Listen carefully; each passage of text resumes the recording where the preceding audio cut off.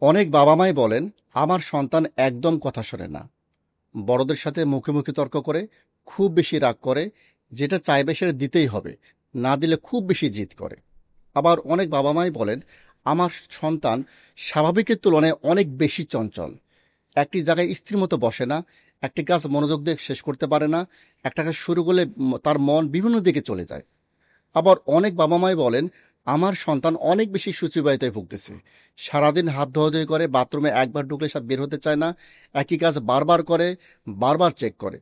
আবার অনেক বাবা-মাই বলেন, আমার সন্তান কিছুদিন ধরে বেশ মন খারাপ করে থাকে, চুপচাপ হয়ে গেছে, একা একা থাকতে চায়, কারোর সাথে মিশতে চায় না। আবার অনেক বাবা-মাই বলেন, আমার সন্তান সারাদিন মোবাইল দেখে, তার মোবাইলের অ্যাডিকশন হয়ে গেছে, মোবাইল ছাড়া কিছুই বোঝে না, খেতে গেলেও মোবাইল, পড়তে গেলেও মোবাইল, কোনো বিষয়ে তার আগ্রহ নাই। এমনকি ইদানিং পড়াশোনার আগ্রহ একদম কমে গেছে, পড়াশোনাই করতে চায় না। শিশু কিশোরদের এরকম মানসিক বা আচরণগত সমস্যা নিয়ে অনেক বাবা মাই খুব বেশি চিন্তায় থাকেন।